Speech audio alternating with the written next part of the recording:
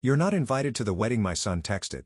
I didn't beg. I packed my bags. 1 week later, while I sipped coffee by the sea, his perfect day imploded. My phone? 93 missed calls.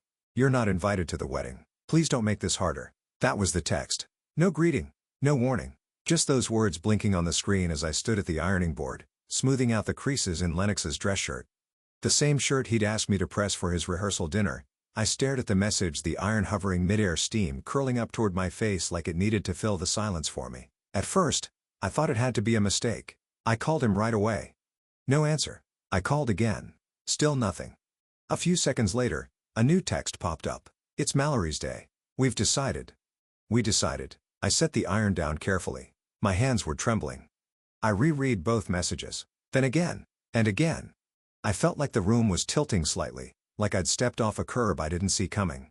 I sat down on the edge of the couch. The silence in the house felt heavier than usual. No TV. No kettle. Just the faint ticking of the kitchen clock marking the exact moment my son told me I didn't belong at the most important day of his life. I picked up the phone again. Typed. Why then deleted it? What could I say that didn't sound like begging? Instead, I texted I thought I was helping. No reply. I'd picked out the florist. Spoken to the venue. Sent over my guest list. Just 6 names, all from our side. I even paid the deposit on the catering service because they were short that week. I didn't do it for credit. I did it because I loved him. But maybe love doesn't count when it's no longer convenient. I stood up, folded the shirt, placed it on the back of the dining chair. I wouldn't need it anymore. And apparently, neither would they. I walked into the kitchen and deleted the wedding reminder from my calendar. I sat at the kitchen table with my coffee going cold and tried to remember the first thing I ever gave up for Lennox. It might have been the vacation I canceled when he got strep throat in 2nd grade, or the overnight shifts I picked up when he wanted to join the travel soccer team. Eventually, it all blurred together. Nights, years. Holidays. I worked 3 shifts a day for months when he was in college, 2 jobs when he started med school. 1 car between the 2 of us, he had it during the week. I took the bus on weekends. When he graduated in that blue robe, I stood in the back of the crowd. No one noticed me crying except the mother of another student, and she handed me a tissue without saying a word. I never told Lennox that I'd sold my engagement ring to help with his down payment on that condo. He was already so proud of himself I didn't want to dull it with sacrifice. Then came the engagement. I was thrilled when he told me about Mallory. "She's sharp," he said. "You'll love her." I tried. I truly did. Brought her flowers when they first came for dinner. Offered to help with the planning. Just a little guidance, no pressure. When the contracts came, I co-signed a few to help them secure the better rates. The venue manager knew me from my nursing days. I'd saved his wife's life in the ICU. A handshake and a signature. Later the deal was done. Mallory had smiled and called me her wedding angel. That was 4 months ago. Now I'm told my presence would make things tense. As if love ever made things easy. As if love isn't built on tension and release, sacrifice and silence. I gave without keeping score, but apparently someone was keeping track of where I stood, and the verdict was in outside. I opened the drawer where I kept the wedding binder, the one with receipts, vendor contacts, timelines, and ran my fingers across the labeled tabs. They really had no idea whose name was actually on everything. I called Hazel the next morning. If anyone would understand, it was her. She'd always been more observant, more tuned into undercurrents than Lennox. When she picked up, her voice was quiet, hesitant. "I know you're hurt, Mom," she said before I even asked, "but maybe just let them have their moment. Mallory's under a lot of stress, so I'm the stress," I said flatly. Hazel didn't answer right away. Just a soft exhale. Then it's their day. I hung up before I said something I'd regret, or worse, something I'd have to apologize for later, just to keep peace that was never mine to hold. That afternoon, my phone rang again. This time it was James. I hadn't heard from my ex-husband in nearly a year, but there he was, calling like nothing had happened, like we still exchanged holiday cards. "Hey, Cal," he said too casually. "Hope you're doing all right.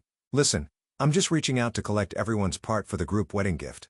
We're pooling together for a down payment surprise, something special for Lennox and Mallory." I didn't say a word. "It's $200 to $800 per person," he continued. "Just transfer it to my account whenever. I'll handle the logistics." I blinked. "James, I'm not invited to the wedding?" He paused, then scoffed like I'd brought up the weather. "This isn't about that, Callista. Don't be petty. It's for the kids, for family." My jaw clenched so hard I thought something might crack. Family, that word, they only used it when they needed something. "I won't be contributing," I said evenly. He chuckled like I'd just told a bitter joke. "You sure you want to play it like this?" But I had already ended the call. No goodbye, no explanation. I sat there in the stillness, staring at the wedding binder on the table. Not one of them had asked if I was okay. They only called to see what I'd give next. They didn't realize I'd already given the last thing I ever would. And I still had the contracts to prove it. I opened the wedding binder slowly, like it might burn me. But inside, it was all neat columns, paper clips, tabs, timelines. Everything Mallory wanted scheduled, confirmed, secured. And nearly all of it, I realized as I flipped through, carried one name at the bottom, mine. Venue, Callista Moen. Florist, Callista Moen. Catering, Callista Moen. Linens music chairs. Every signature line held my name. Not Lennox's. Not Mallory's. It hadn't mattered when I offered to handle the paperwork. It was easier that way, I'd told myself. Fewer hoops. Better trust with the vendors. I knew people. I could move things along. But now, looking at those signatures, the meaning had shifted. I went to the kitchen, poured myself a fresh cup of coffee, and pulled out my phone. I dialed a friend lawyer, and the one who helped me draw up my own living trust last year, after a bad fall, reminded me that no one was promised time.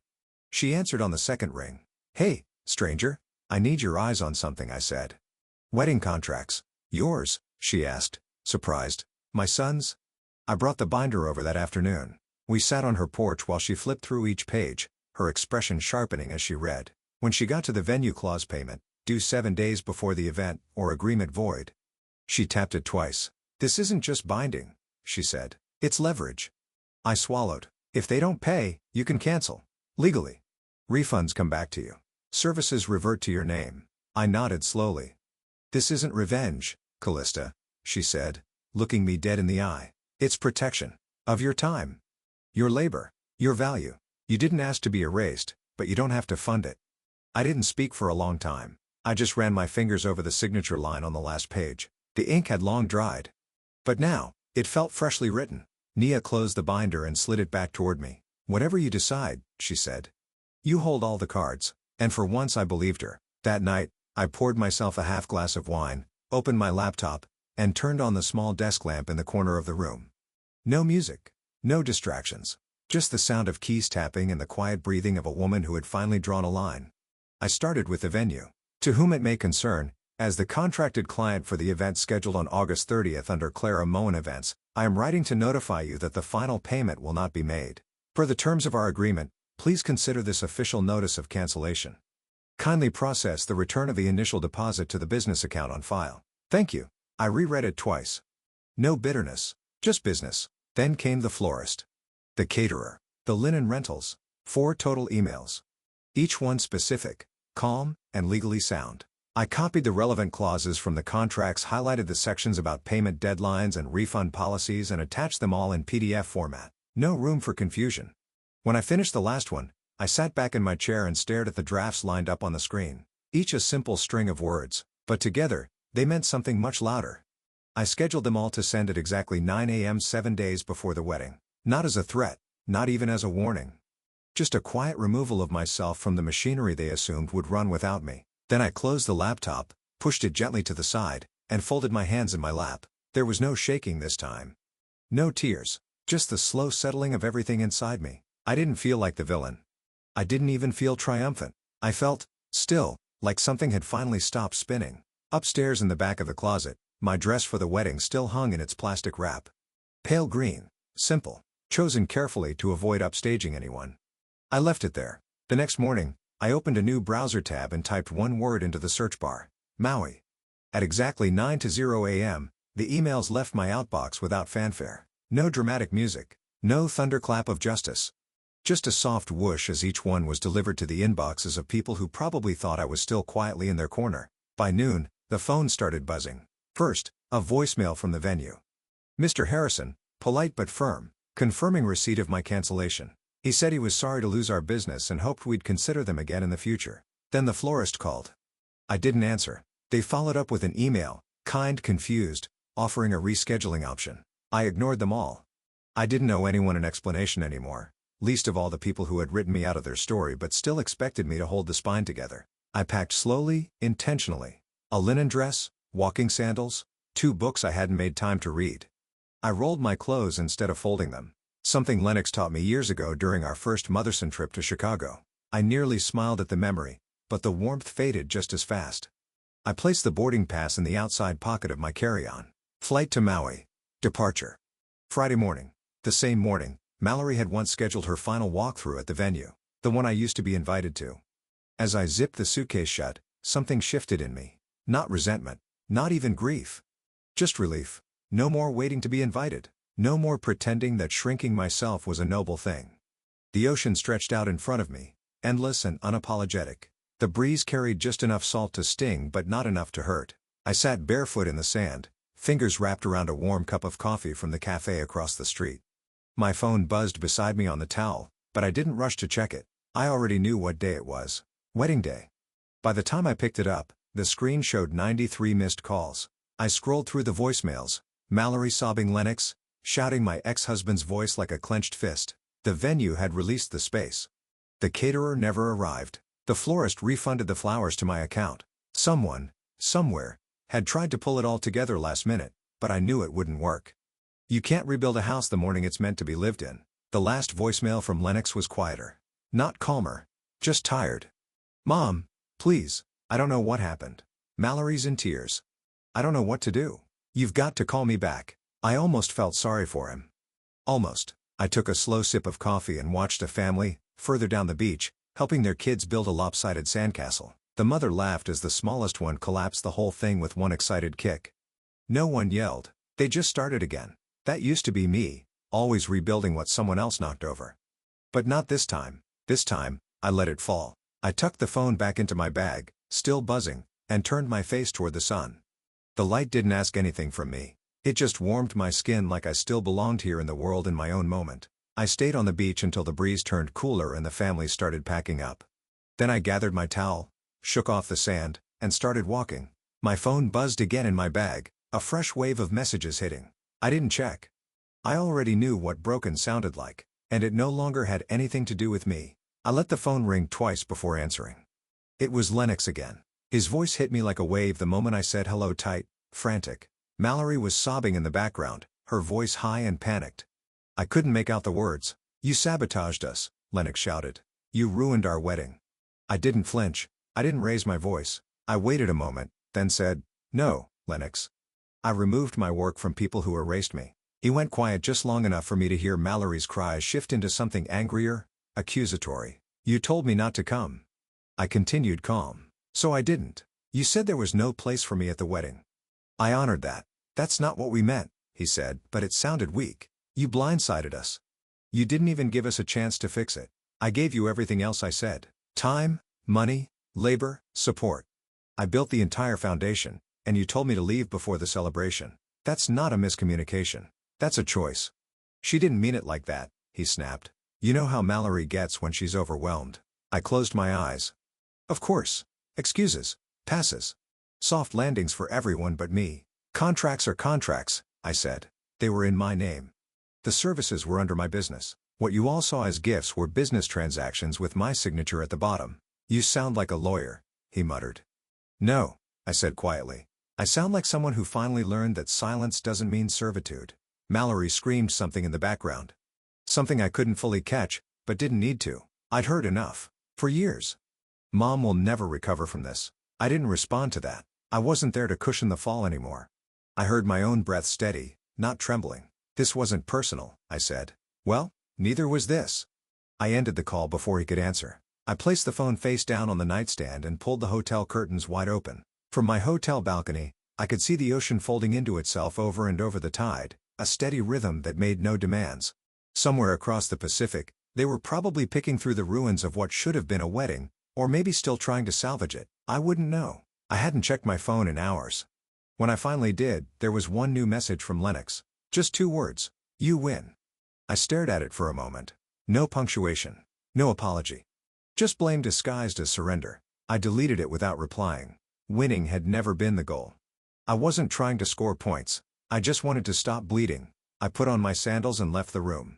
The late afternoon sun was soft, almost golden. I walked until I found a small chapel nestled between 2 palm trees, quiet and open. The kind of place you don't find unless you're not looking for anything anymore. Inside, there was no music, just stillness. One woman sat near the back head, bowed. I didn't disturb her. I moved to the front, lit a candle, and stood there a moment. I didn't pray for forgiveness.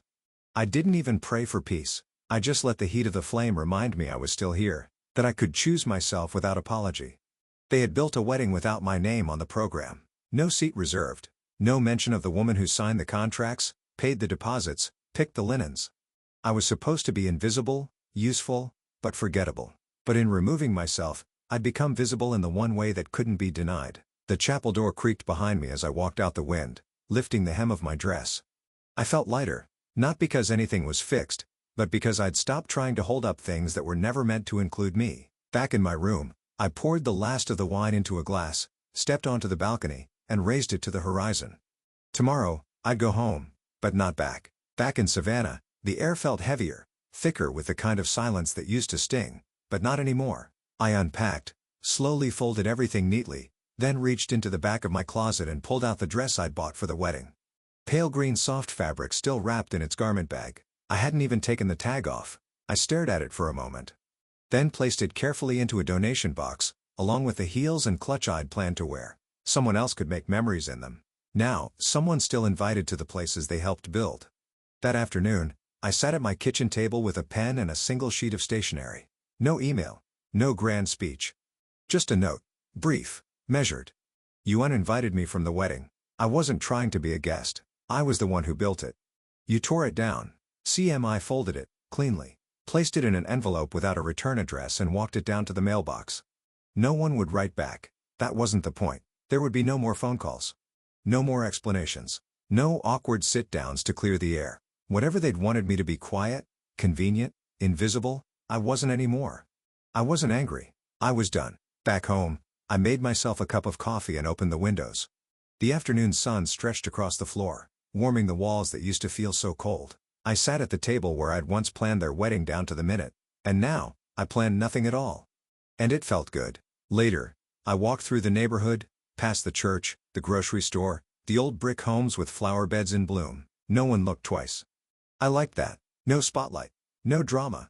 Just a woman who had once been a pillar, choosing finally to stand for herself, alone, unshaken, and utterly free.